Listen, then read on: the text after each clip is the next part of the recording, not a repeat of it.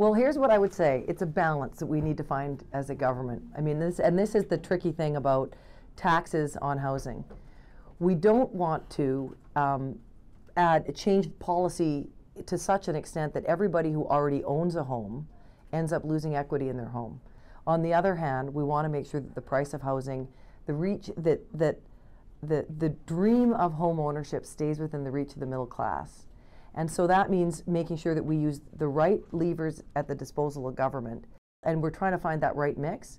The piece of the mix, though, that has not yet been tackled is the supply side. Because you can only do so much in affecting the house prices on the demand side through taxes. It's really the supply side that we've got to tackle. And that means that local governments need to step up to the plate and really be a part of the solution in making sure that there are more houses on the market. And we need to make sure that we grow the diversity of the supply, so that needs to include rental housing for people as well. And the up to almost $1 billion that we're spending on new affordable housing all across the province will offer some relief for people as well. But it's that whole range of things. There isn't just one silver bullet that's going to solve the problem, so we really need to attack it from all different directions. Well, our goal is to make life more affordable for British Columbians, and in my opinion, the best way to do that is to bring on more supply and to bring on the type of housing that people are looking for.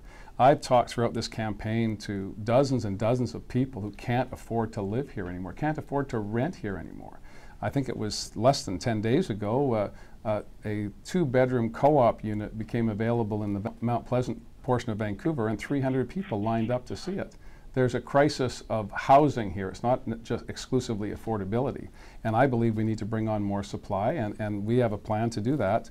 114,000 units is our goal, and we're going to work with the not-for-profit sector, the co-op sector, local developers to see how we can stimulate more construction of purpose-built rental housing, and also housing that can meet needs of families. 1-bedroom condos do not cut it if you've got 3 kids. But we have a crisis, and the best way to get going on that is not to point fingers at municipalities, but to work with municipalities so when they're doing land use planning and they're doing planning around transportation and transit initiatives, we can do that in a comprehensive way to meet the needs of people in this rapid and dynamically growing part of British Columbia.